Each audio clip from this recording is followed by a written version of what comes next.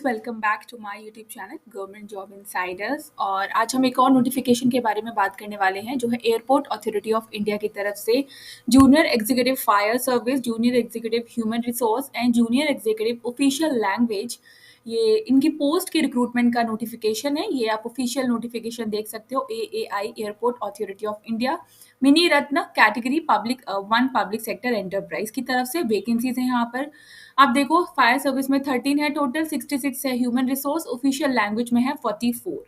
Fine, यहाँ पे ये एब्रिविएशन है जो कैटेगरी के लिए यूज किए गए हैं, तो आप इनको चेक कर सकते हो। एजुकेशनल क्वालिफिकेशन की बात करें तो जूनियर एग्जीक्यूटिव के लिए बैचलर्स डिग्री इन इंजीनियरिंग और technology in fire engineering, mechanical engineering और ऑटोमोबाइल, इसमें कोई एक्सपीरियंस रिक्वायर्ड नहीं है।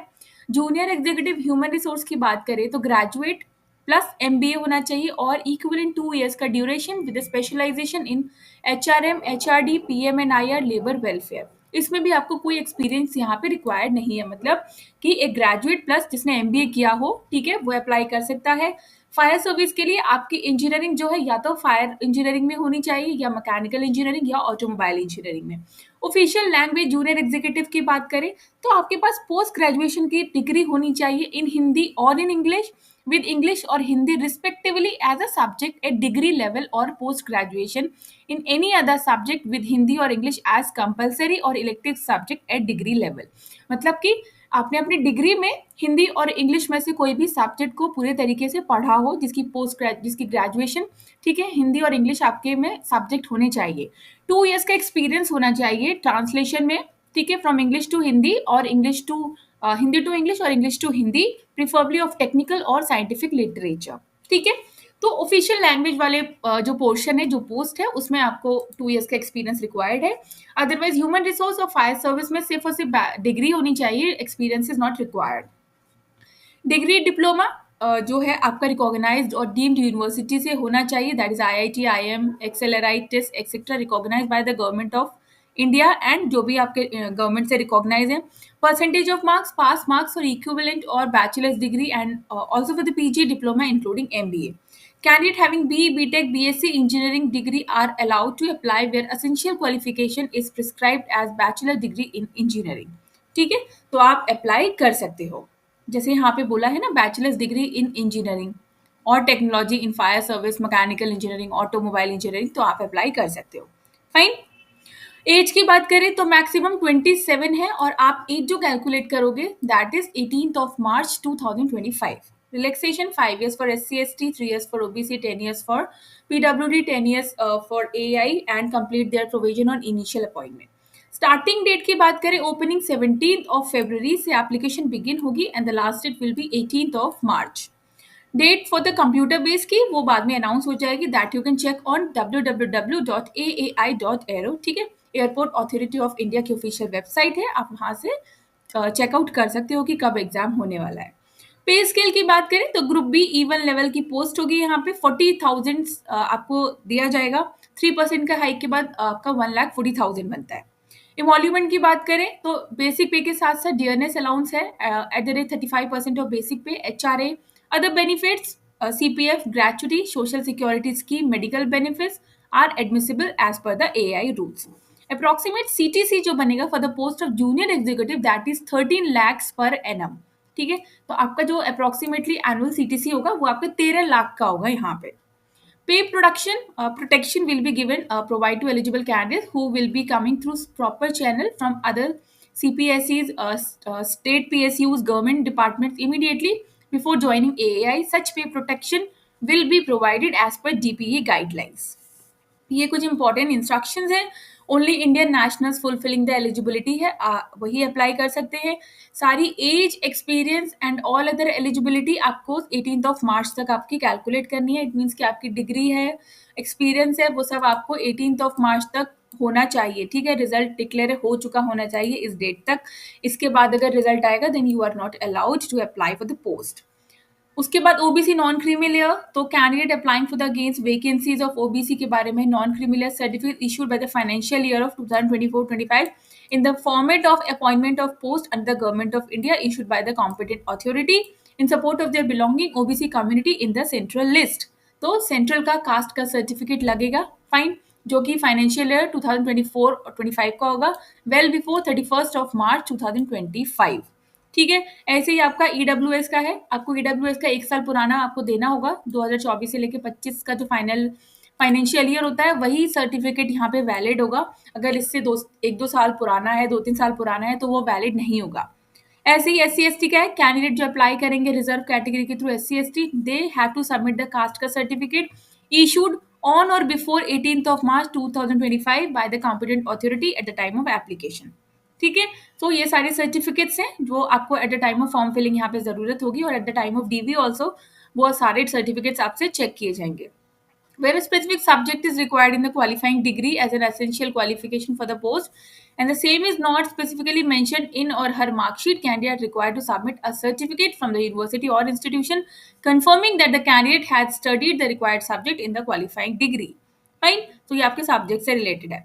सिलेक्शन प्रोसेस की बात करते हैं तो ऑन द बेसिस ऑफ जो भी आप डिटेल्ड फिल करोगे ऑनलाइन फॉर्म में, provisionally eligible candidates shall be called for the computer based test and admit card shall be issued to them accordingly। यहाँ पे सबसे पहले जो है आप जो भी एप्लीकेशन फॉर्म में अपनी डिटेल्स फिल करोगे, ठीक है, सबसे पहले प्रोविजनली जो कैंडिडेट्स उनको एलिजिबल लगेंगे उनको ही कंप्यूटर बेस्ड टेस्ट के लिए एडमिट कार्ड इशू किया जाएगा। Candidate will have to regularly visit करना है AI के ऑफिशियल वेबसाइट्स को, ठीक है, और अपनी ईमेल ID को for downloading the admit card for computer based test including descriptive test wherever applicable. There will not be any negative marking for wrong answer attempt by the candidate in computer test. Syllabus will be uploaded under syllabus column of advertisement for 1/2025। ठीक है। तो यहाँ पे exam होगा, ठीक है, but कोई negative marking नहीं है।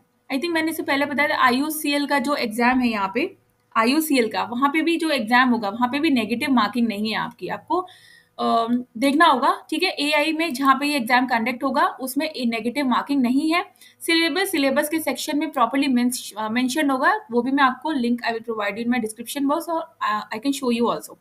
Computer based test will be followed by the application verification, subsequent test as applicable for the post. For all the posts, candidate will be shortlisted for application verification and subsequent test. So on the basis of the performance of CBT, including descriptive test wherever applicable. For the post of junior executive fire service के लिए application verification will be followed by physical measurement test, driving test and physical endurance test which include running, casualty, carrying lifting and carrying stand bag, police pole climbing, rope climbing, full ladder climbing and descending. Only those candidates who qualify the foresight test will be considered eligible for the selection. तो आपको यहाँ पे देखो fire service की जो post है, सबसे पहले आपकी एप्लीकेशन वेरीफाई की जाएगी, उसके बाद आपका फिजिकल मेजरमेंट टेस्ट होगा, ड्राइविंग टेस्ट होगा, फिजिकल एंड्योरेंस टेस्ट, रनिंग होगी, क्लाइंबिंग होगी, pole climbing, rope climbing, ladder climbing. ठीक है। जो कैंडिडेट इस चीज को क्वालिफाई कर पाएंगे वही सिलेक्शन के लिए आगे जा पाएंगे। प्लीज विजिट जो कॉलम है press note for advertisement for detail and standard of the physical measurement test and physical endurance test. ठीक है, पहले इसको देखेंगे फिर उस नेक्स्ट वीडियो में उसके बारे में बात करेंगे। Only shortlisted candidate will be called for application process और physical measurement test, driving test, physical endurance as applicable for the post. Roll number of the candidate shortlisted candidate will be declared by AI on the website only. तो इसके लिए आपको regular check करना है। उसके बाद बात करें जूनियर एग्जीक्यूटिव फायर सर्विस की, ठीक है, ये भी फायर सर्विस के ही बारे में बात कर रहा है। तो candidate shortlist for the post of fire service shall be required to produce valid permanent light motor vehicle licence at the time of verification, ठीक है, application verification, following failing which candidature will not be considered. Temporary या learning driving licence accept नहीं किया जाएगा। On selection candidate must acquire heavy vehicle driving licence within 2 years of induction. Failure to do so will make them ineligible for promotion and to draw third annual increment onwards। ठीक है। उसके बाद आपको candidates already working है अगर government में, states वगैरह में, तो आपको नो ऑब्जेक्शन सर्टिफिकेट देना होगा। ड्यूरिंग एप्लीकेशन वेरिफिकेशन में candidates will have to produce original certificates. इसे आप ऐसे समझो कि ये DV ही है, ठीक है। तो सबसे पहले तो एप्लीकेशन को स्क्रीनिंग किया जाएगा, देन आपको कॉल लेटर दिया सेंड किया जाएगा फॉर द CBT के लिए, ठीक है। CBT जो क्लियर करेंगे फिर उनका जो फायर सर्विस के बारे में बात करें तो उनका पूरा PET, फिजिकल एंड्योरेंस टेस्ट है, पोल क्लाइंबिंग और रनिंग और जो भी होता है वो सारी चीजें यहाँ पे होंगी, ठीक है।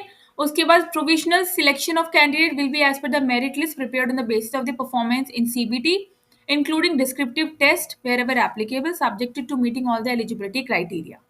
ओके, बात करते हैं जो selected candidates for the post of junior executive fire service will have to undergo training होगी, ठीक है। They will be basic pay along with other admissible allowances दिए जाएंगे। They shall have to execute, आपको बॉन्ड साइन करना पड़ेगा 5 lakhs का कि आप 3 साल तक यहाँ पे काम करोगे। अगर 3 साल से पहले आप इसको क्विट करते हो तो आपको वो 5 lakhs रुपीज इनको देने होंगे, ठीक है।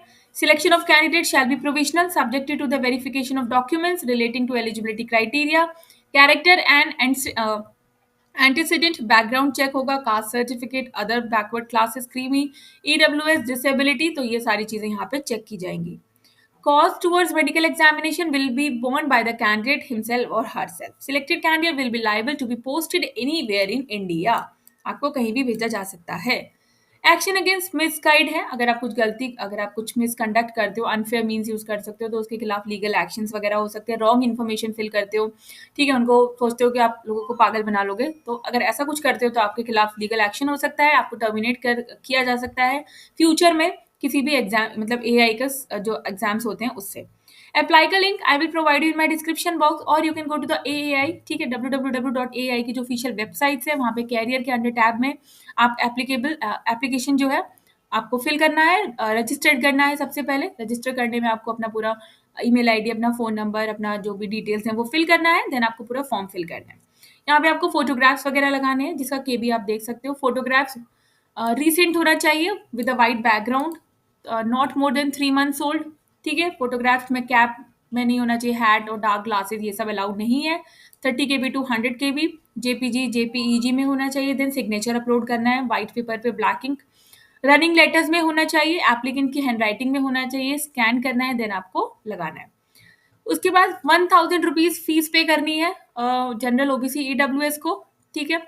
फी submitted by any other mode will not be accepted. However, the SC/ST PWD candidate and apprentice who have successfully completed 1 year apprentice training in AI or female candidate are exempted from payment of fee. तो fees general OBC EWS को fee payment करना है 1000, SC/ST और PWD और female candidate और वो candidate जिन्होंने 1 साल की ट्रेनिंग की हुई है एआई से, एआई की जो अप्रेंटिस ट्रेनिंग की हुई है, उन कैंडिडेट्स को फीस पे नहीं करना है।